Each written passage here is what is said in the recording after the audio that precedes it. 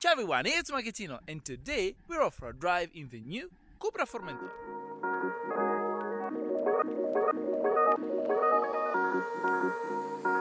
Come on.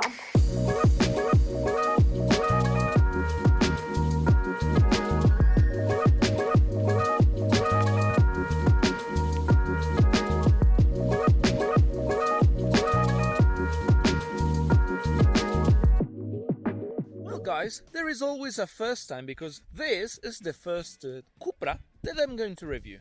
Let's talk briefly about CUPRA because this is a brand new company. It's been established in 2018 and this is a sub-brand of SEAT, and this division is designed to offer sports models and race cars. Given the performance and figures of this car, I think the CUPRA Formentor is a rather interesting product, and wherever you go, you can bet that people will have a look at it, because being a brand new company, there's a lot of people that don't know this brand, and just look at it. I like the way it looks. I mean, it's so sharp, aggressive. It has a quite cool and young sports look. So it's a brand new company, but still we can find some components we have already seen on other car makers, because CUPRA is owned by SEAT, and SEAT is part of the WAG group.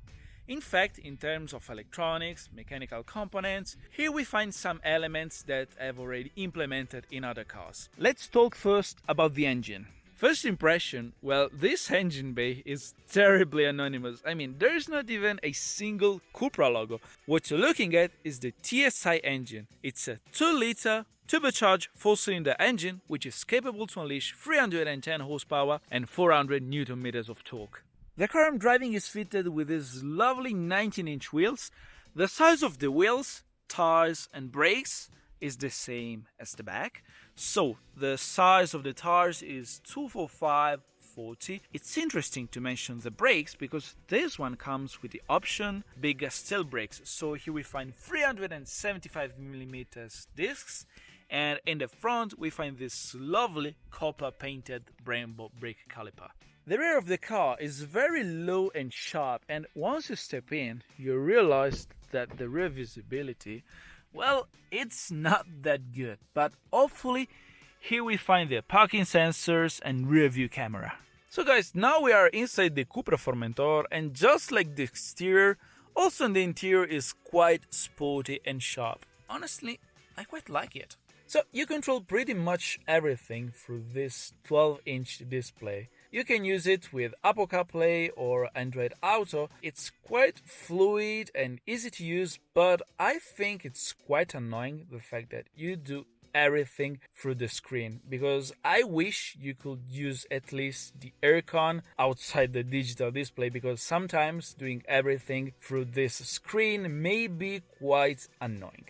In the front we have the digital display, 10.3 inch. You can even change the graphics. You can customize it very much. Inside this car you can play very much in front of the screen.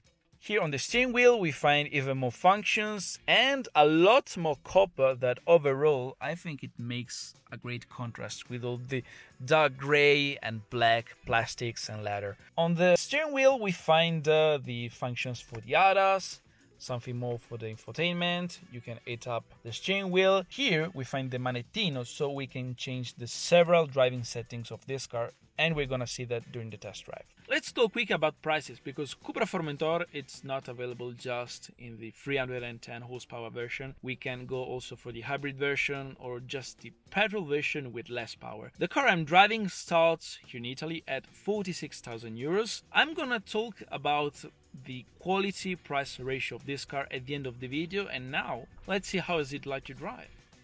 So guys, I'm driving this CUPRA Formentor since a couple of days, and I have to say, I really did enjoy this car as a daily driver, because it has lots of settings to play with, actually 5. If you keep it in comfort mode, it's quite pleasant to keep driving and covering lots of miles, because even though this is a performing SUV, the suspensions are soft, same as the steering wheel. The throttle response is delicate, but of course if you smash the foot on the throttle you can feel the full potential of the engine. Even though this car shares a lot of electronics and mechanical components of the VAG group, I have to say that this CUPRA has its own style and soul. Once you change settings, you can truly appreciate the performance of this car. In fact, now let's switch to Sport Mode. Sport Mode is the first setting to taste the potential of this car. You can also go for the CUPRA setting, which is even more extreme. We're gonna test it shortly. We also have individual, which allows you to suit your own custom setting. You can choose a lot of parameters like you want. I have gone for an extreme setting, but when it comes to suspension setup, I have decided to go a bit soft, because if you choose a Sport or CUPRA mode, suspensions are quite stiff. So let's start to play with the 310 horsepower with the CUPRA Formentor. Oh yeah, this car is powerful. All the power is unleashed from the 4-drive Seat's all-wheel drive system, which basically makes the car glued to the road. There's no way that you can power slide it. In fact, up to 50% of the torque goes to the rear tires. Changing from comfort to sport mode, you can feel that the steering wheel is stiffer and more precise. And you can also feel that the suspensions are way stiffer. Even the transmission gets faster. Here we have a double clutch. It's the Volkswagen's DSG 7-speed transmission. It's a pity it has this transmission, because I don't like it very much. It's very fast and fluid, but once you set in manual gear change, it's not manual at all, because just look at this. Once the car gets close to the red line, it shifts up by itself, so it's not really a manual transmission. And also, another thing that I don't like very much is the fact that now I'm in third gear, 2,500 RPMs. I want to use the mid-range torque, but if I press too much on the throttle, the car does automatically the kick down. So basically, even if you set it in manual, the gearbox does everything it wants. Now let's move to CUPRA mode.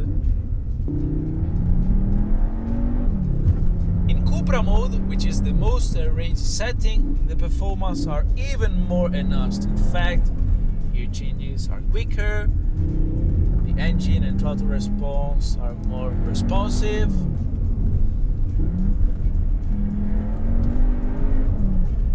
And one thing that you notice when you set Sport and CUPRA mode is the exhaust note, because the car is louder, but just from the interior. In fact, the sound of the engine gets enhanced through the speakers. It's a pity, because this car is powerful, it's capable of good performance, 100 km/h in 4.9 seconds, top speed electronically limited to 250.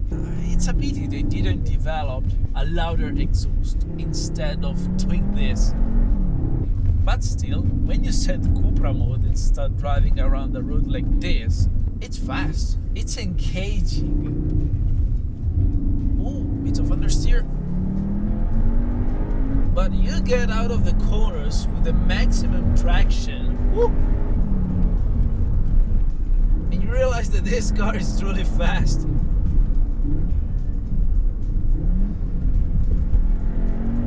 And for being an SUV, it's high, it's large.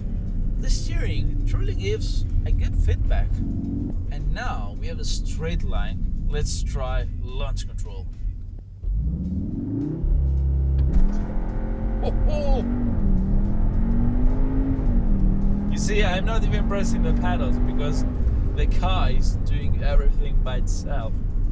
It's a great thing also that this car has the option bigger steel brakes, because being an SUV, we cannot say that this car is light. CUPRA claims a dry weight of 1,644 kilos. And I like the way these brakes behave, because the response on the brake pedal, it's immediate. They don't suffer fading very much. I think that if you buy this car and you tend to drive like this. I think this option, Brembo brakes, are a must-have on this car. I think that if you get behind the wheel of this car, you won't be disappointed at all. And for this price, as I said, if you want to go for its rival branded Audi, Mercedes or BMW, you have to spend at least 10,000 euros more. So overall, I think that this car for 46,000 euros, it's quite a good deal. If you want to go for a version, you're still below 50,000 euros. It's cheaper than the competition, and you can truly feel the quality when you get behind the wheel. If you look at the whole package, this CUPRA Formentor is a seriously good car for that money. I hope you guys did enjoy the video, and make sure to subscribe to my YouTube channel for more. And as always, thanks for watching. Ciao!